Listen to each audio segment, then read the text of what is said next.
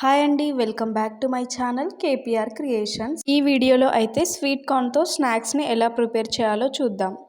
Evening టైంలో మనకు ఏదో ఒకటి తినాలి అని అనిపిస్తుంది. అలాంటప్పుడు మనకు ఇలా మొక్కజొన్నతో స్నాక్ చేసుకుని తింటే మాత్రం చాలా టేస్ట్గా ఉంటుంది.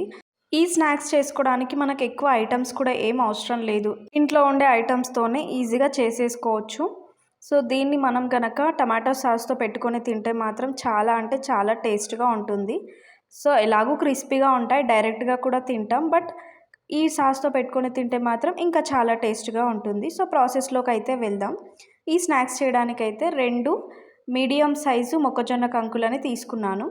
సో దాన్నైతే ఇలా ఒలిచేసుకొని పెట్టుకోవాలి. ఒలవడానికి టైం పడితే మనకు చాకుతో కట్ చేసుకున్నా సరిపోతుంది. ఆ తర్వాత అయితే ఒక బౌల్లో మనం ఒలిచేసుకున్న ఈ మొక్కజొన్న కంకులను కూడా వేసేసుకొని అందులో 2 టేబుల్ స్పూన్ల బియ్యం పిండి, 2 టేబుల్ స్పూన్ల శనగపిండి వేసుకోవాలి. బియ్యం పిండి ప్లేస్లో మనం కార్న్ఫ్లోర్ని కూడా వేసుకోవచ్చు. బట్ కార్న్ఫ్లోర్ లేదనేసి నేను బియ్యం పిండిని అయితే వేశాను. దానిలోకి రుచికి సరిపడ కారం, అలాగే పసుపు, అల్లం వెల్లుల్లి పేస్ట్, సాల్ట్, కరివేపాకు అండ్ మసాలా, కొద్దిగా కొత్తిమీరను చిన్నగా తరుముకొని వేసేసుకోవాలి. సో వీటిలోకి ఎక్కువ వాటర్ పోసి కలపకూడదు. ఫస్ట్ అయితే ఇలా కలుపుకొని తర్వాత కొంచెం వాటర్ని చిలకరించుకొని కలుపుకోవాలి. మరీ ఎక్కువ లూజ్గా కలుపుకోకుండా, వాటర్ ఒకటేసారి ఎక్కువ వేయకుండా కొంచెం కొద్దిగా వాటర్ చిలకరించుకుంటూ మనకు పకోడీ వేయడానికి వచ్చేటట్టుగా మిక్స్ చేసుకుంటే సరిపోతుంది.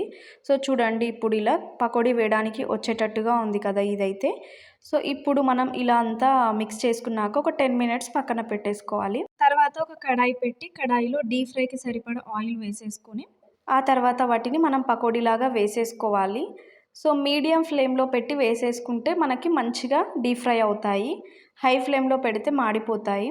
సో మీడియం ఫ్లేమ్లో ఇలా వేసేసుకొని ఒక 5 to 10 మినిట్స్ టైం పడుతుంది. సో అలా మంచిగా బ్రౌన్ కలర్ వచ్చేంత వరకు మనమైతే వాటిని డీప్ ఫ్రై చేసేసుకోవాలి. మంచిగా బ్రౌన్ కలర్లో డీప్ ఫ్రై తర్వాత మనమైతే ఒక ప్లేట్లోకి సర్వ్ చేసుకోవాలి.